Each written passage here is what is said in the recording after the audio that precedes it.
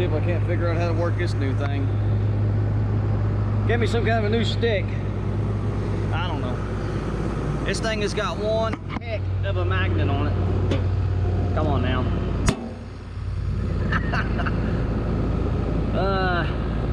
Let's see.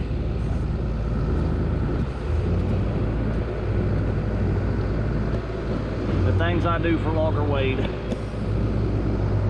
think I can get you all like that. I wonder what it looks like up in the air more.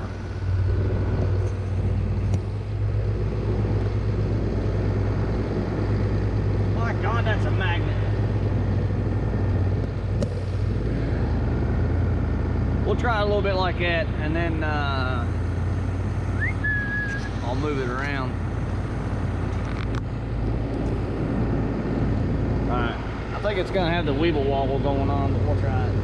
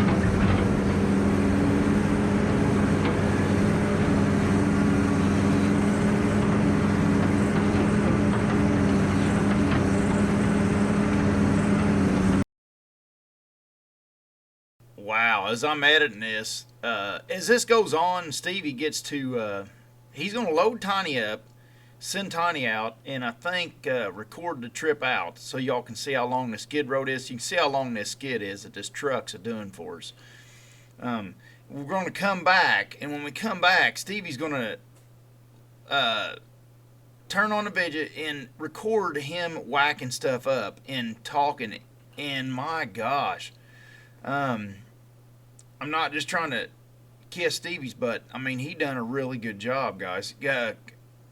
If you don't like to see the tiny stuff, or you don't want to see this run out the road or something like that, if you don't like it, which it's good too, but you can fast forward if you get bored with it or whatever, and come back when Stevie's cutting up. I mean, I think the whole video is pretty good. I think it's good enough. That's why I didn't edit it out. But the best part of this, the highlight of this video, is going to be when Stevie's cutting up. He gets to talking about what he's doing. I mean, I actually learned some things from it, and I knew I would, because Stevie's pretty much mastered this situation here. This is one situation I don't know. I just know what Stevie's got going on. When he's tormenting Junkyard, these two torment each other some off. But anyways, hope y'all like this. Watch him. He gets the tormenting Junkyard here in a second.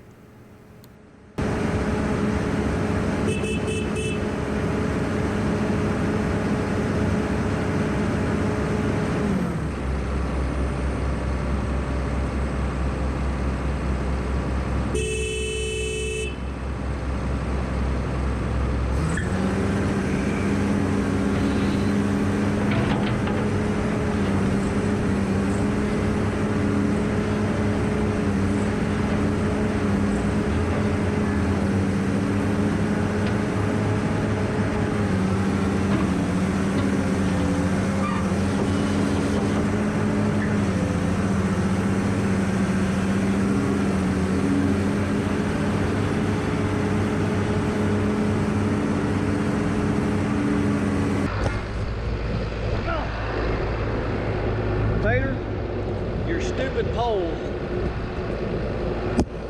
Uh-oh. I just heard something click. I don't know if it was supposed to. I might have just broke it.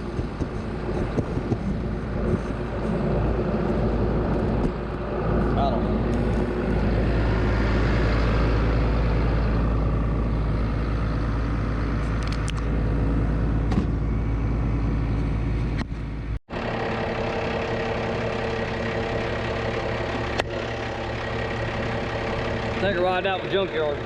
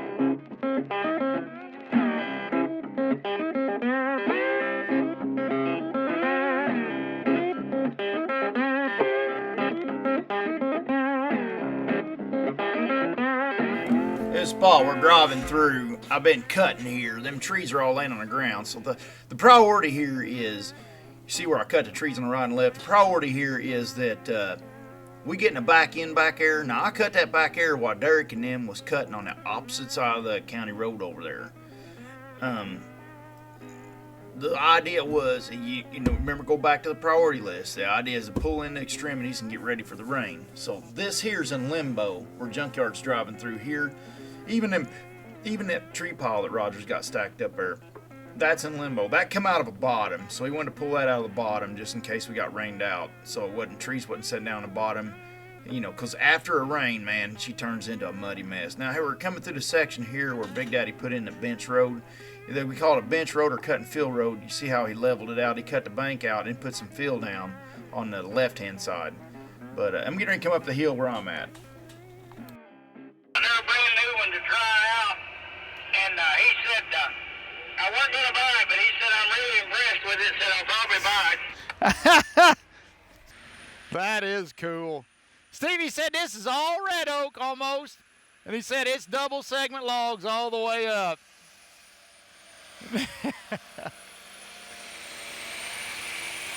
Holy cow, that's a load. Holy cow. Some of them's triple segment. Holy cow, that's a load. Boys, that ain't missing a semi-load by much, if it is. That's all red oak. That could be a semi-load on that truck. Probably not quite. There's enough air gaps in there it wouldn't quite make a semi-load, but it ain't missing it by much now.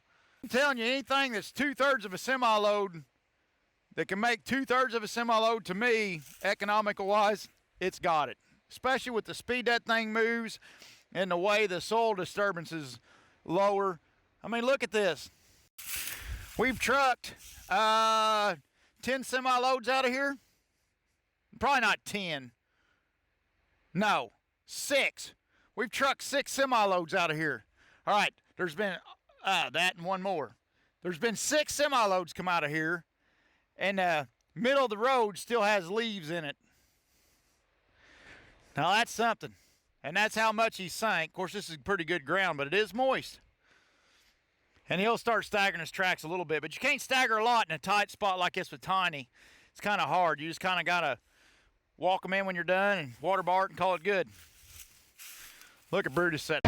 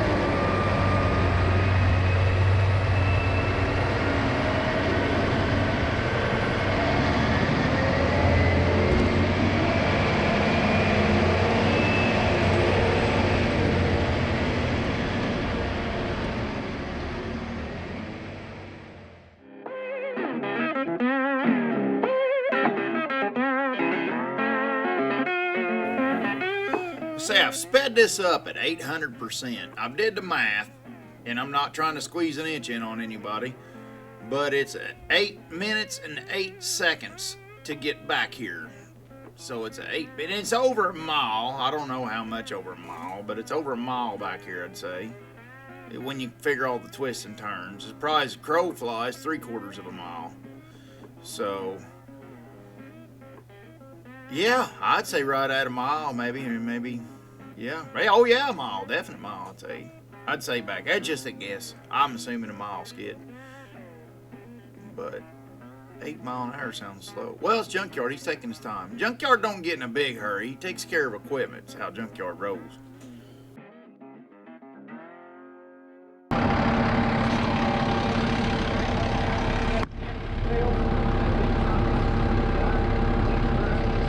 Took you 24 minutes to make a round trip.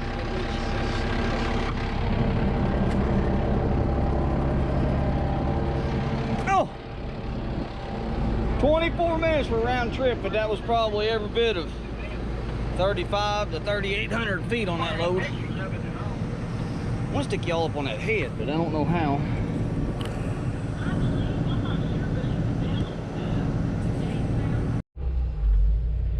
All right. This setting here has a lot of red oak and black oak on it.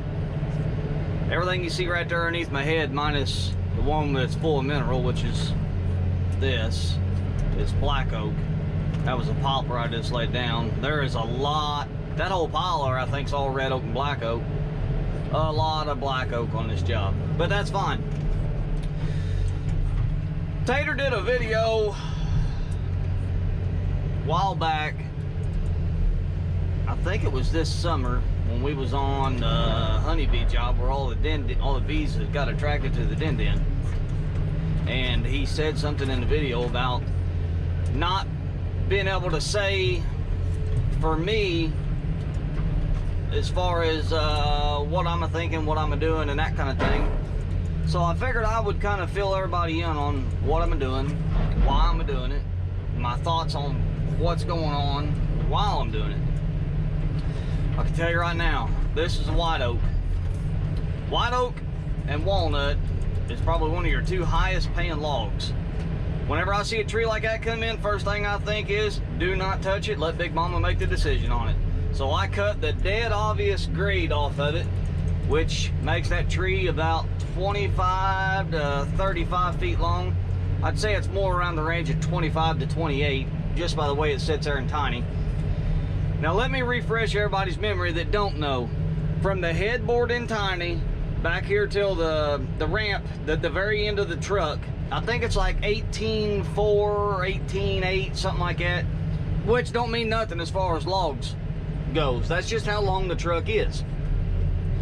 Now the truck has got a V bottom in it. You can see the side of it here. It's sloped this way and then the other side is sloped that way and it's got a flat bottom in it. You can put 8-footers in that, but whenever you do that, that automatically levels your first row of logs coming out the back of the truck. And I don't want that level for climbing this hill like this, or any hill in general. When you start your logs out level, you got a good recipe to dump logs out going down a skid road.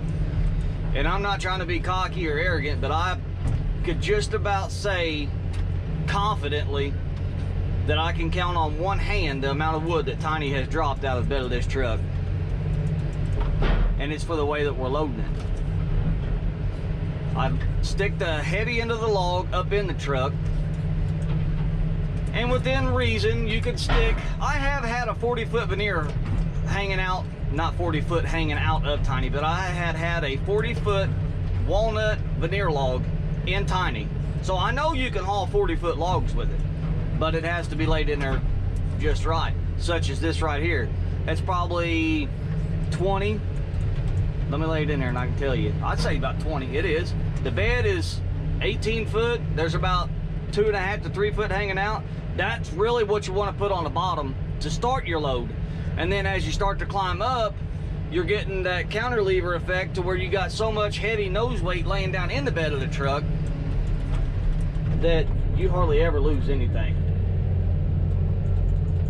This is a fun little rig to play with, to run, just to see how much wood I can get on it. I know I probably shouldn't do some of the loads that I have done. That load I just sent Junkyard out with a while ago, that probably shouldn't have happened. There's a lot of loads that this truck goes through that it probably shouldn't have done. Daggone it. Fixing to get hoses tangled up. Come on now.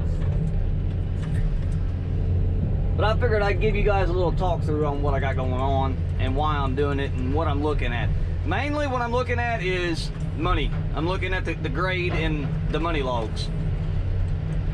Like a walnut or a white oak. I don't want to make the judgment call on that. I'd rather somebody with a lot more experience make that judgment call. And where these are going is right to the boss that makes the plan, that makes the checks, that makes life a lot easier. So I just send it to her and let her make that call. And if I got a lot of veneer, I won't even mess with it. I'll just tell the skidders, hey, don't even bring that stuff in here. Take it somewhere else and we'll mess with it later. Now what I'm trying to do, I've got a great big air pocket down in there and I'm trying to get these logs to lay down. I'm trying to haul pulpwood with logs and sometimes that don't work. But whenever I've got a lot of veneer, I'll just let the skidder stockpile it and then Big Mom will come back and I'll take notes mentally as far as what she's doing so I can learn some of what she's willing to offer. They don't like telling me a lot of their secrets on veneer, and that's fine because I don't want to learn it. There is way too much here at stake. Don't get me wrong, I'd like to learn it, but I've got so much other stuff going on in my head right now that trying to keep track of that and have a clear head and bucking up logs and trying to tear into veneers, not what I'm interested in right now. Now this black oak here that is about 30 feet long that I did not take a butt cut off of, there's nothing special about that other than, let me spin him around here so I can show you. This end of it was a double. That's where the tree had forked out and that's where your pulpwood takes off. All I done, knowing that I'm gonna be able to put this on the truck, I'd say it's about 30, no more than 35. But I just cut the pulpwood out of it, and knowing I'll be able to stick the whole thing on the truck, and there it is. So the higher up you go, you can go longer, but you got to keep in mind that the higher you go, the longer they are, the top heavier it is. I'm not trying to kill Junkyard. I really like the old fart. But I do want to move as much wood as I can. And I've loaded this thing enough to know that you have to put double and triple segment logs on that truck and then reach over here to my saw log pile that's already pre-cut, ready just to go right on a log truck. And this is what helps hold this stuff in there. It's nothing but head weight up on the butt end of all them logs I got in there. So I'll reach over here and I'll grab me a real good helping amount of saw logs, and some of it's pulpwood, shorter pulpwood that Joni ain't got to worry about bucking down. And that's that air pocket I was trying to fill a while ago. That laid in there nice. Man, I love playing with tiny. One of the landowners we're logging off of right now, he was back 2 days ago whenever Cowboy was here videoing. He was videoing, watching, getting some stuff for his little boy, and he said, man, my little boy's gonna love watching you guys. He thinks that's nothing but a great big toy box. And it is. We're 50-year-old people. Well, I'm not 50, I'm only 30.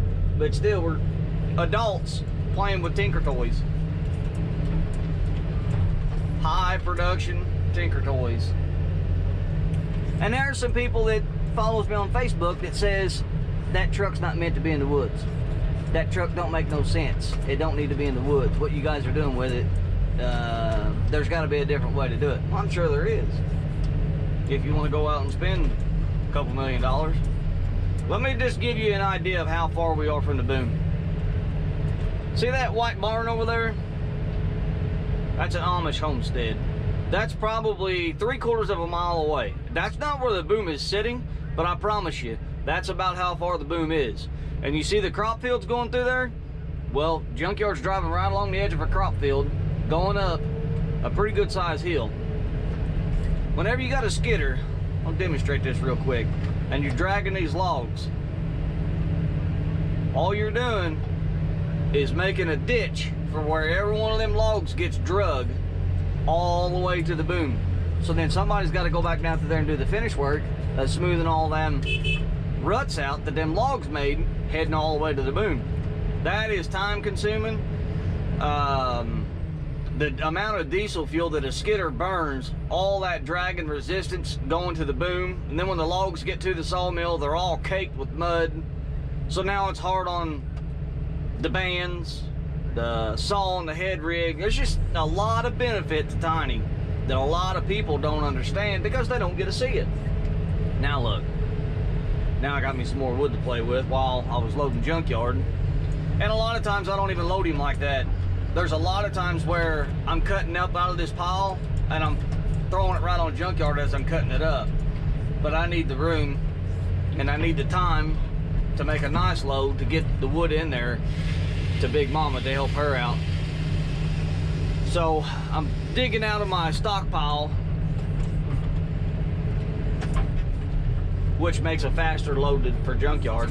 But the skidders is getting further back, so I need to keep them busy and keep this stuff out of their way.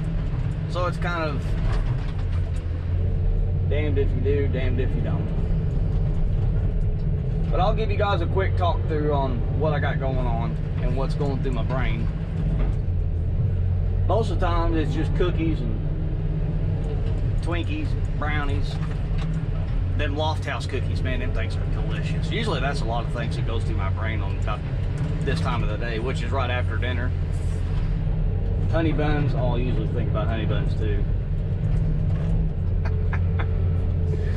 Okay, all seriousness. I just picked this big black oak up, and I don't know if you guys can see it or not, but I automatically seen that there's a big fork down there. So what I'm gonna do is I'm gonna shuck this whole log up here to me to where I can get a hold of that fork. I want to be able to cut that fork out to make my next move as far as where my grade's gonna go. Now I just seen there's another fork, so watch this. My chain ain't the sharpest. Cut that off. Now I can drag this piece up here, which just took a lot of weight off of that tree, so now I can handle it. Booyah! Look at that, there's another big fork. So this piece here is gonna have one log in it, and then them two forks is gonna be pulpwood. This is just what I got going through my head. This ain't actually what's probably gonna happen at the boom. This is just what goes through my head to make this truck work. Now I'm gonna cut this off. Now I guarantee you that's gonna be pulpwood. It's too small for anything else, and it's shattered on one end. Now take this, lay it over here, because that goes right on the truck. Now let's go back to my big black oak and see what I got to work with.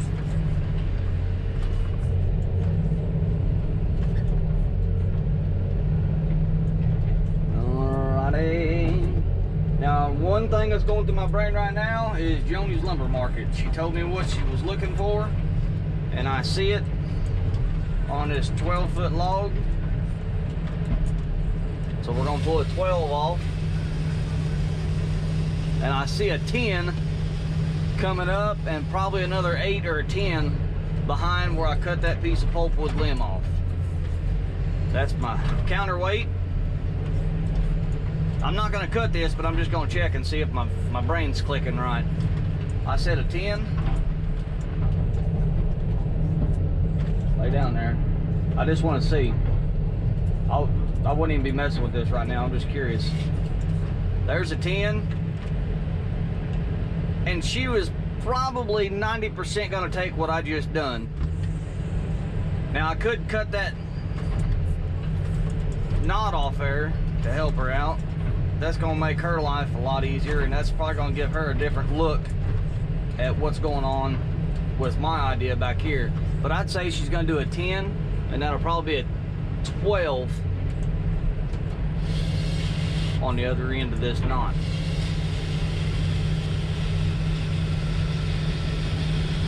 She might do 12 and 10, but I doubt it. But I'm not gonna make that call.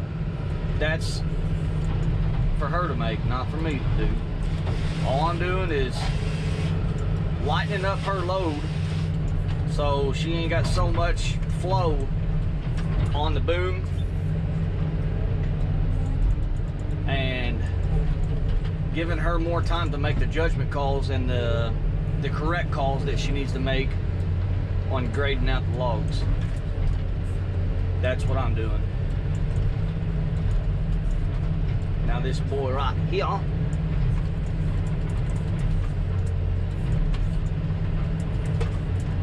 Tater, your pogo stick here in my face ain't working out the greatest.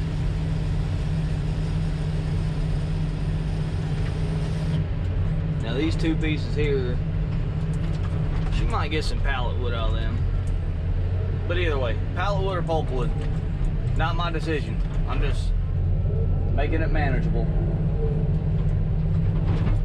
Now this in here, that's too big of a limb to send in to try to flush it off. So what I'm gonna do is just cut it off. Too big of a chunk. It causes too much headache on the resaw.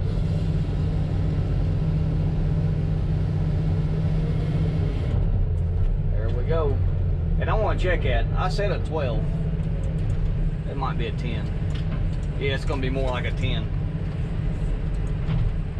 It's actually about 11, but it's got the double end on it. See the double heart? I better cut that off. I can already see that going straight on the truck.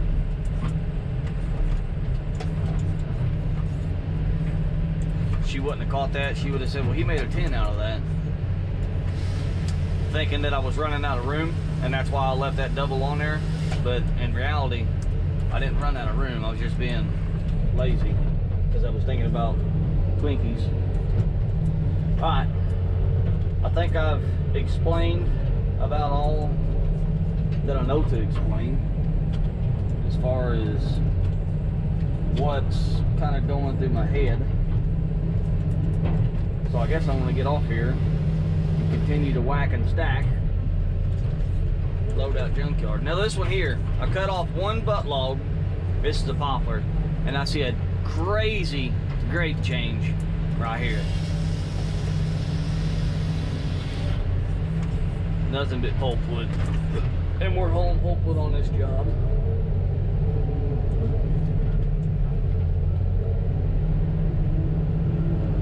Now I got a long piece, got me a little counterweight log.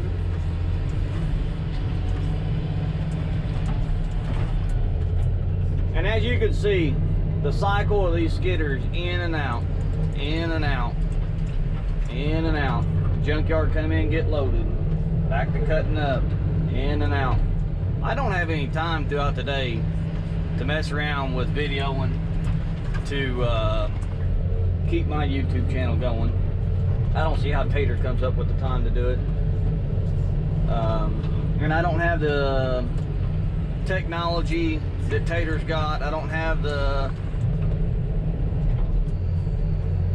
resources that Tater's got to make a nice video like what Tater's doing. So I figured whenever I get time, I'll go back to mess around with YouTube.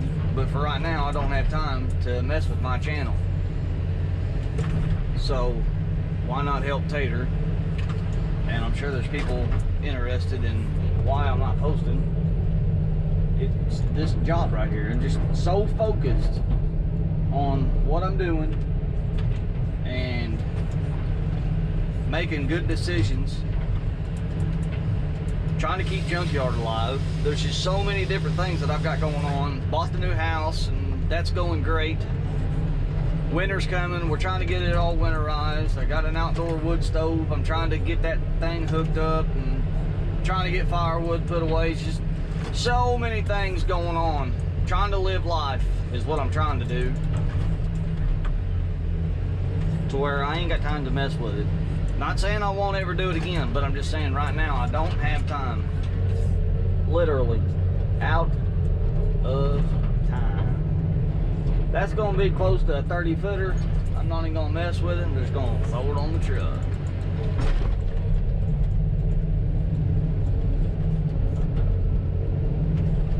What do we got here? This thing here's sticking out awful far.